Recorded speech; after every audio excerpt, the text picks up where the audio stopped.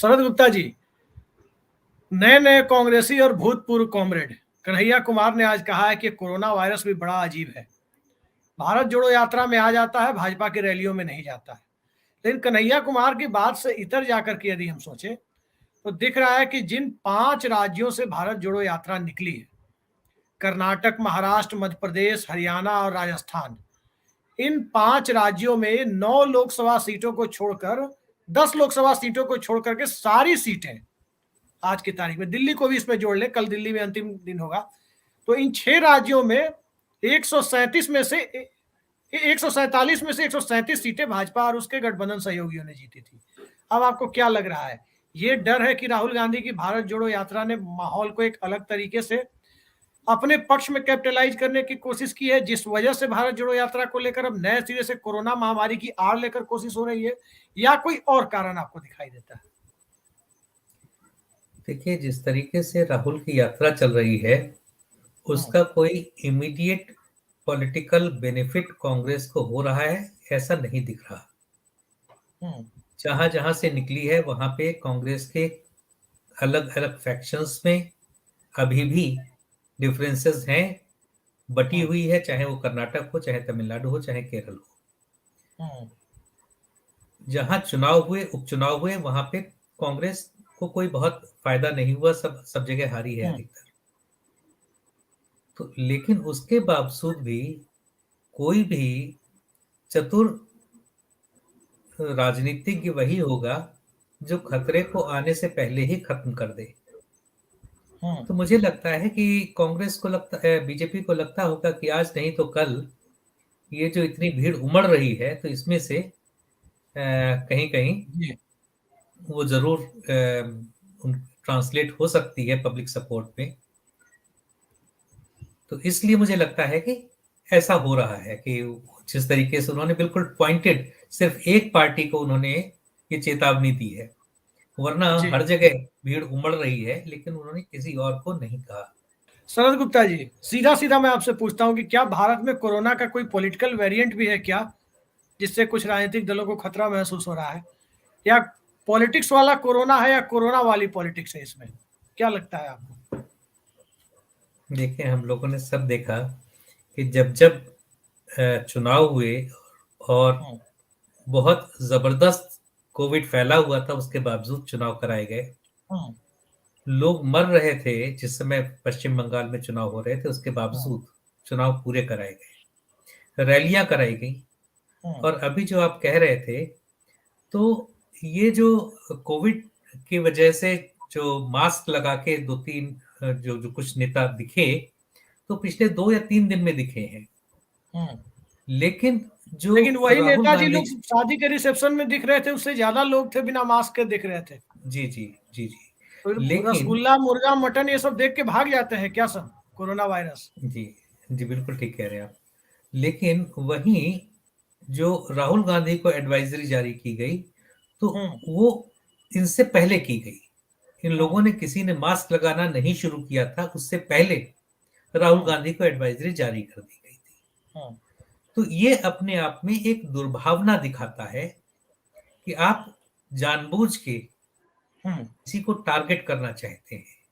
और जैसा विवेक जी कह रहे थे कि बिल्कुल सच बात है, वो डरते नहीं हैं। जब इधर चुनाव हो रहे थे गुजरात और हिमाचल के, तो बीजेपी हेडक्वार्टर में मीटिंग्स हो रही थी कर्नाटक, मध्य प्रदेश और छत्तीसगढ़ के चुनाव की तैयारियों की। तो इतना एडवांस प्लानिंग करते हैं, तो इतने एडवांस रिसोर्सेस तैयार करते हैं, इतनी स्ट्रेटजीज बनाते हैं। तो ये भी जो कोरोना है, जो एडवाइजरी है, ये भी एक स्ट्रेटजी है कि भाई उनको बैकफुट पे ले आओ, हर संभव चीज पे उनको बैकफुट पे ले आओ। चाहे वो रॉबर्ट वाड्रा का मामला हो, चाहे प्रियंका गांधी के बच्चों का मामला हो, चाहे राहुल गांधी की दाढ़ी का मामला हो, कुछ ना कुछ ऐसा करते रहो कि वो जूते का फीता बांध रहे थे। सारा सच सामने आ जाता है, लेकिन उसके बावजूद बीजेपी के नेशनल आईटी हेड उसको ट्वीट करते हैं, ये देखिए वो किसकी पीठ थपथपा रहे हैं, किसको देखिए। अच्छा, एक चीज बताइए सर, आप जो बात कह रहे हैं, एक चीज बताइए, ये तमाम चीजें हो रही है, लेकिन खड़गे साहब बोल रहे हैं उनको कहा जाता है कि अब बयान वापस लीजिए, वो और ज्यादा मजबूती से कह रहे हैं कि हाँ भाई बताओ कि कौन है तुम्हारे घर से कोई कुत्ता भी नहीं मरा था, तुम्हारे जो राजनीतिक पुरखे हैं उसमें से कोई नहीं। इस तरह की भाषा वो बोल रहे हैं। वो कभी जाके चाय वाला बनाम कोई चाय भी नहीं पीता वो बोल रहे हैं। वो रावण से तुलना देखिए कर रहे हैं राजनीति, अजय शुक्ला हाँ जी ने जो राजनीति खड़गे में जी को कभी लेकर भी था। देखिए उन पर भाषाई क्यों नहीं हो रहा है सम्मान कुछ? होना, खड़गे जी बोल रहे हैं, हाँ टिक रहे हैं, बीजेपी डिफेंसिव हो रही है। हाँ, लेकिन भाषा का एक स्तर रखना चाहिए। कभी भी जी। आप देखिए मोदी जी जितने भाषण देते हैं, मैं तो करीब 20 साल से ज्यादा ही हो गए, 22-23 साल हो गए तब से उनको देख रहा हूँ, हम्म, विवेक भी देख रहे होंगे। तो वो कितने ही तीखे तंज करें, लेकिन अधिकतर उनके भाषा का एक स्तर रहता, कभी कभी फिसलती है, ऐसा नहीं है, जी। मानव है तो जबान तो फिसल जाती है, कभी कभी फिसल जाती है, लेकिन अधिकतर आप देखेंगे उनकी जबान बहुत सधी हुई रहती है। इतने संकेतों में प्रहार करते हैं कि समझने वाला समझ भी जाता है, हम्म। जिसके ऊपर प्रहार होता है वो तिलमिलाता भी है। सर मैं यही पूछ रहा लेकिन हूँ कि खड़गे जी जो बोल रहे हैं वो स्ट्रेटजी के तहत बोल रहे हैं या उनकी जुबान फिसल रही है? क्योंकि मुझे लगता बीजेपी है कि या चाहे तो, जैसे बोले डिफेंसिव हो रही है। जी जी जी, ये मैं पूछ रहा लेकिन हूँ आपसे। लेकिन नहीं, वो तो जरूर स्ट्रेटजी के तहत बोल रहे हैं, लेकिन ये भाषा ठीक नहीं है। जी। इसी चीज को वो बेहतर तरीके से कह सकते, जिसे मैं हमेशा कहता हूँ, महुआ मैत्रा जो बोलती हैं वायरल हम्म, होता है, बहुत अच्छा है, कंटेंट हम्म, उनका अच्छा होता है, लेकिन हम्म, उनकी शैली अच्छी नहीं है। वो जिस जी। तरीके से जिस चीज जितना चीख चिल्ला के बोलती हैं, उसको हम्म, एक वो अगर सामान्य टोन से भी बोलेंगी तो उतना ही सुना जाएगा, लेकिन लगता है उनको जैसे डर रहता है कि अपोजिशन इंटरप्ट करेगा तो जल्दी जल्दी सब बोल दो, तो इतना हम्म, तेजी से उनकी एक्सप्रेस गाड़ी चलती है। तो इसी तरीके से मुझे लगता है कि या तो हिंदी पे खड़गे जी की कमांड कम है, या हम्म, वो जानबूझ के स्ट्रेटजी के तहत ऐसी ऐसी भाषा का इस्तेमाल कर, वरना कुत्ते वुत्ते की भाषा वो राजनीति में नहीं आनी चाहिए। आप जी। शालीनता से पूछ सकते हैं कि क्या बीजेपी वाले बता सकते हैं कि उनके किसी नेता ने शहादत दी? तो हम्म। भाई ऐसा नहीं है नहीं दी है, भाई श्यामा लेकिन वो प्रसाद ऐसे मुखर्जी बोलेंगे दी तो उनको तो गोदी मीडिया अहमियत नहीं देगा ना, आप ये भी देखिए। अब एक शब्द वो डाल देते हैं कि गोदी मीडिया चर्चा करे, और जैसे चर्चा करे इन लोगों को आलोचना हो तो फिर मौका मिले कहने का कि दलित पे अटैक हो रहा है। गोदी मीडिया का अटेंशन हासिल करना आज के जमाने में कि ओलंपिक मेडल हासिल करना ज्यादा आसान है। अब मैं इस पे मीडिया पे तो अलग अलग बात है। वैसे आज मैं एक दूसरे चैनल पे था, वहां पे डिबेट चल रही थी कि रॉबर्ट वाड्रा ने किस तरीके से उनके चैनल के रिपोर्टर को धमकाया। वो सिर्फ यही पूछ रहा था कि आपकी अर्जी जी। खारिज हो गई है स्टे की, तो अब हम्म, इसके बाद आपकी क्या स्ट्रेटजी रहेगी? और उन्होंने हम्म, कहा कि जब पुलिस बुलाओ, इसके खिलाफ केस दर्ज कराओ। तो एक इतना सा सवाल पूछने में अगर किसी रिपोर्टर के खिलाफ रॉबर्ट वाड्रा कहते हैं हम्म, रिपोर्ट दर्ज कराओ, तो अगर कांग्रेस सत्ता में होती तो सोचिए कि क्या जी। होता। हम्म, जबकि उनका लोकस स्टैंडाई क्या है, वो उनकी अहमियत क्या है, उनका कद क्या है, हम्म, वो सिर्फ इतना है कि वो सोनिया गांधी के दामाद हैं, प्रियंका हम्म, गांधी के हस्बैंड हैं, राहुल गांधी के जिया जी हैं, बस। हम्म, इसके अलावा उनका कोई स्टेटस नहीं। उसके बावजूद वो एक इतना सा सवाल पूछने पे, अगर आप पे कोई केस हुआ है तो आप लीगल लड़ाई लड़ रहे हैं, लड़िए, आप कह दीजिए कि हम जी। आगे भी केस करेंगे। हम्म, लेकिन उसके बजाय आप ये कहते हैं कि इसके खिलाफ केस दर्ज करो, पुलिस केस दर्ज करो। हम्म, ये सभी में मीडिया के लिए अब कोई सम्मान बचा नहीं किसी भी पार्टी में। जी। बड़ी बात आप कह आप रहे हैं कि मीडिया। एक, हाँ एक छोटा सा एग्जांपल, वो मिर्जापुर वाला सबको पता है जी। ना, कप्पन मेनन का सबको पता है कि अगर मिड डे मील में नमक और रोटी दी जा रही है, उसका कोई अगर वीडियो खींच के दिखा देता है टीवी चैनल, हम्म, तो उसके रिपोर्टर को जेल में डाल दिया जाता है। और वो हम्म, कोई कांग्रेस नहीं करती है, जी। कोई जेडीयू नहीं करता है, कोई आरजेडी नहीं कर रहा है, वो बीजेपी का हम्म, शासन कर रहा है। जी। तो कुल मिला के सभी पार्टियों के मन में अब जर्नलिस्ट के प्रति कोई सम्मान बचा नहीं है। हम्म, अगर किसी पत्रकार के प्रति किसी के मन में सम्मान रह गया है, तो मुझे लगता है उस पत्रकार के लिए बड़ी फख्र की बात होनी चाहिए, कि उसको एक बड़ा तमगा होना चाहिए कि देखिए साहब, मेरा अभी भी सम्मान है, मुझे अभी भी लोग तो थोड़ा करके बात नहीं सर करते। कल या परसों की बात है, अशोक गहलोत प्रेस कॉन्फ्रेंस को संबोधित कर रहे थे और वो आशुतोष जी और सत्य हिंदी का नाम ले रहे थे कि जो अच्छे पत्रकार हैं जैसे आशुतोष जी हैं वो सत्य हिंदी बना के चला रहे हैं, टीवी पे कुछ बचा नहीं है, मीडिया से बात करते हुए मीडिया को जलील कर रहे थे। ये बड़ा बुरा लगता है कि हमारे ही साथी वहां पे काम कर रहे हैं, वो अपने मालिकों की चापलूसी की वजह से गालियां सुन रहे हैं, राहुल गांधी भी उन पे अटैक कर रहे हैं, लेकिन उन पत्रकारों को पुचकार भी रहे करें कि आप अपने मालिकों की वजह से मजबूर हो।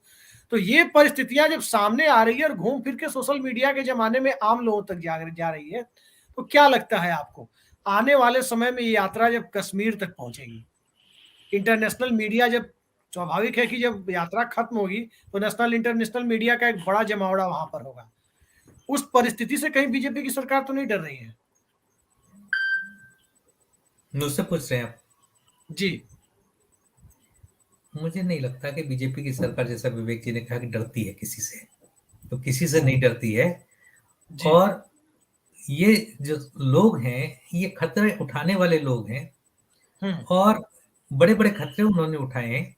और ये तो बहुत छोटी सी यात्रा है, लेकिन वो किसी भी खतरे को आने से पहले ही रोक दें, उस तरीके के लोग हैं। तो उनके लिए ये यात्रा कोई बड़ी चीज नहीं है। लेकिन ये कहीं खड़गे जी है, जैसे जहां जहां वो गए हैं, भाई एक भीड़ तो दिखी ना उनके साथ। जी। अब वो क्या कह रहे हैं खड़गे जी कि भाई पूरे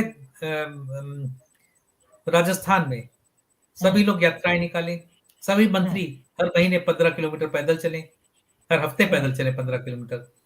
तो इस तरीके से पार्टी तो एनर्जाइज हो जाएगी ना। दूर की जो तुमको लग रहा है कि अगर रिवाइव हो गई तो भाई अभी रोक दो इसको, उस स्टेज तक जाने ही नहीं दो जहां पे वो लॉन्च पैड पे रॉकेट को छोड़ा जाए। आपको लॉन्च पैड पे लगने ही नहीं दो उसको। ये स्ट्रेटजी है, ऐसा मुझे लगता है। ये एक चीज बताइए कि जिस कोरोना की वजह से यात्रा रोकने की बात हो रही है, उसमें कहीं ना कहीं सोसाइटी के अलग अलग सेक्शन में बढ़ रहे रिसेंटमेंट की भी चर्चा, आमतौर पे लोग कहते हैं कि नरेंद्र मोदी का कल्ट अब लोअर मिडिल क्लास के बीच वैसा नहीं रहा। कई पॉलिटिकल पंडित इस बात को कहते हैं कि जो 2014 में था। आपको अपने अनुभव से क्या दिखता है कि जो नौकरी पेशा लोग हैं, 6 पे कमीशन से स्कूटर की जगह 4 व्हीलर खरीदने वाले, वो सोसाइटी हो, या फिर जो दुकानदार होते हैं, सिलाई करने वाले, कपड़ा बेचने वाले, उन लोगों के बीच राहुल गांधी के कांग्रेस की छवि क्या 2013-14 वाली है, या एक नई छवि आपको दिखाई दे रही है यात्रा के बीच, जिस मैं वजह भी से राहुल बीजेपी को गांधी पे ज्यादा डर लगता है? मैं राहुल गांधी पे तो बोल चुका हूं, लेकिन आपके सवाल का जवाब मैं दूसरी तरह से देना चाहूंगा जी। कि देखिए, आज आम आदमी बेरोजगारी से जूझ रहा है, महंगाई से जूझ रहा है, दाम जी। किसी चीज के कम नहीं हो रहे, बढ़ रहे हैं। लेकिन दूसरी तरफ सरकार किसानों को 6,000 रुपए साल एक मुश्त पैसा दे रही है ना, किसान सम्मान निधि के नाम पे। तो जी। राशन दे रही है कोरोना के नाम पे, महिलाओं को वृद्धावस्था पेंशन दे रही है, विधवा पेंशन दे रही है। इतनी ढेर सारी स्कीम में इतना पैसा वो, तो उनका सीधा फंडा है कि भाई अमीरों को बेनिफिट करो, उनसे पैसा लो, और बाकी जो समाज के निचले तबके हैं उनको इकोनॉमिक बेनिफिट इतना दे दो कि वो दूसरी तरफ कहीं ना देखें। आज हर घर में टॉयलेट है, गांव के हर घर में थोड़े दिनों में पानी पहुंचने वाला है। तो जो जी। चीजें हमेशा कभी सपने में होती थी कि घर होगा, टॉयलेट होगा, है ना, या नल होगा घर में, कि टॉयलेट हो गया तो लेकिन पानी तो है ही नहीं, तो लीजिए पानी भी आपके लिए मौजूद है। तो ऐसा इतना इंतजाम कर दे रहे हैं मोदी जी कि आदमी कहीं और देखे ही नहीं। ठीक है, थोड़ा सा महंगाई है तो क्या हुआ, बाकी बाकी लोग बेहतर है ना। जी। तो कुल मिला के, जब जैसा अभी विवेक कह रहे हैं, कोई अल्टरनेटिव नहीं है, कोई क्रेडिबल अल्टरनेटिव नहीं है। अब जो बात उन्होंने अरविंद केजरीवाल की, तो केजरीवाल पहले ही मना कर चुके हैं कि मैं किसी अपोजिशन यूनिटी का हिस्सा नहीं बनूंगा। तो वो हर जगह चुनाव लड़ना चाहते हैं। अगर अपोजिशन यूनिटी का हिस्सा बनेंगे तो सिर्फ दिल्ली में सीमित होकर रह जाएंगे, बाकी जगह दूसरे दूसरे लोग चुनाव लड़ेंगे। वो तो एक्सपेंशन अभी के भी मूड में है। हाँ बिल्कुल। और मुझे अभी भी नहीं लगता है कि वो पश्चिम बंगाल या उड़ीसा जाके चुनाव लड़ेंगे। वो चुनाव लड़ेंगे कर्नाटक में लड़ लेंगे, गुजरात में लड़ लेंगे, हिमाचल में लड़ लेंगे, हो सकता है मध्य प्रदेश, छत्तीसगढ़ भी लड़ लें, उत्तर प्रदेश लड़ जी लेंगे। तो जहां उनका सीधा मुकाबला किसी बहुत रीजनल पार्टी से नहीं है, यूपी में भी वो बीजेपी के खिलाफ लड़ने की कोशिश करते हैं। हालांकि सफलता उनको ना उत्तर प्रदेश में मिली, ना उत्तराखंड में, और ना ही गुजरात में या हिमाचल में। गुजरात में तो थोड़ी बहुत मिली है। तो लेकिन वो वही है कि वो रिप्लेस करना चाहते हैं अपोजिशन को, बीजेपी को जी नहीं रिप्लेस करना चाहते हैं। कहते हैं बीजेपी के खिलाफ, लेकिन अल्टीमेटली वो अपोजिशन स्पेस ही ऑक्यूपाई कर रहे हैं। जी। और एक इसमें बड़ा कोई दो बुनियादी राय नहीं। सवाल है इस पर, जो आप डर की बात हो रही कि कोरोना के बहाने रोकने की कोशिश है, बहुत बुनियादी सवाल जो आपने और हमने सबने ऑब्जर्व किया है। जैसे कि उत्तर प्रदेश में जिन इलाकों में जो एक्सप्रेसवे जो पूर्वांचल वाला बना है, उस एक्सप्रेसवे के किनारे आप देखें, जबरदस्त जीत समाजवादी पार्टी को मिली है। मैं भी चुनाव में गया था, चाहे आप बलिया गाजीपुर से शुरू करें, मऊ, आजमगढ़ तो खैर उनका बेल्ट है, छोड़ दीजिए, अंबेडकर नगर, बाराबंकी, इन इलाकों में जबरदस्त जीत मिली है समाजवादी पार्टी को विधानसभा में। और ये देखने में आया है कि जिनको जिनको आप कह रहे हैं कि किसान सम्मान निधि मिली, इस बात पर गौर कीजिएगा, जिनके पास 1, 2, 2.5 एकड़ जमीन है, जिनके पास जमीन का कागज है, उनको तो किसान सम्मान निधि मिल रही है। वो तिलक तराजू तलवार जिनको बसपा वाले लोग कहते थे, और वो अपनी जातियों के आधार पर जाकर वोट दे रहे हैं अपने कैंडिडेट को, चाहे वो जिस पार्टी से आ जाए। तो जिन्हें पैसा मिल रहा है वो उन्हें दे रहे हैं, जो लाभार्थी थे वो लाभार्थी अपनी चेतना में सपा बसपा में जाकर के वोट दे के चले आए। तो आने वाले समय में आपको क्या दिख रहा है? और इसी बीच में एक छोटे वाले मोदी जो है वो सरेआम कह रहे हैं कि नहीं, ये राज्यों में जो पेंशन लागू की जा रही है, पुरानी पेंशन व्यवस्था है, गलत है, स्टेट एक्सचेकर पे बहुत बोझ पड़ेगा, ये नहीं होना चाहिए। तो पुराने मोदी क्या, छोटे मोदी जो है बड़े वाले मोदी से बदला लेना तो नहीं चाहते हैं कि भाजपा के अंदर से इतना विरोध करा दो, इतनी चर्चा करा दो कि पेंशन का विरोध किया, खूब सारे पोर्टल पे चर्चा हुई कि क्यों कहा। कहीं ऐसा तो नहीं है कि पूरे मिडिल क्लास को बीजेपी के खिलाफ ले जा रहे हैं वो लोग राहुल गांधी की यात्रा के दरमियान ही? देखिए, यहाँ पे भी मैं वही बताना चाहूंगा कि अगर अगले चुनाव में, ये 2014 के लिए कहा जाता था कि अगर 40-50 सीटें बीजेपी को कम पड़ेंगी तो मोदी जी प्रधानमंत्री नहीं बनेंगे। तो अब वो 50 नहीं, अब वो हालत आ गई कि अगर 20 सीटें भी कम पड़ी तो शायद मोदी जी दोबारा प्रधानमंत्री न बन पाए, क्योंकि उनके लिए अपोजिशन से ज्यादा बड़ा विरोध भाजपा के अंदर से होगा, संघ आप के विवेक अंदर से देशपांडे होगा। जी को खुश तो नहीं कर रहे हैं? नहीं नहीं भाई, हो सकता है, देखिए वो उनके मैं उनके क्या कह एनालिसिस रहा हूँ और आप समझ रहे मेरा हैं? विषय नहीं नहीं। वो कह रहे हैं मैं ये नितिन कह रहा गडकरी हूँ जी आएंगे नहीं।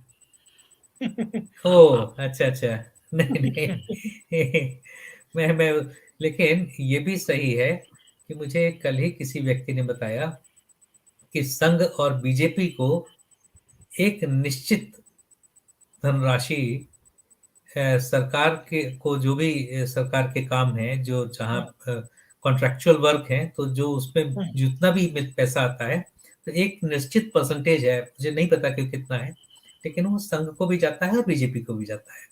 तो इसलिए संघ आजकल, मतलब जब से सरकार बनी है तब से बहुत खुश है।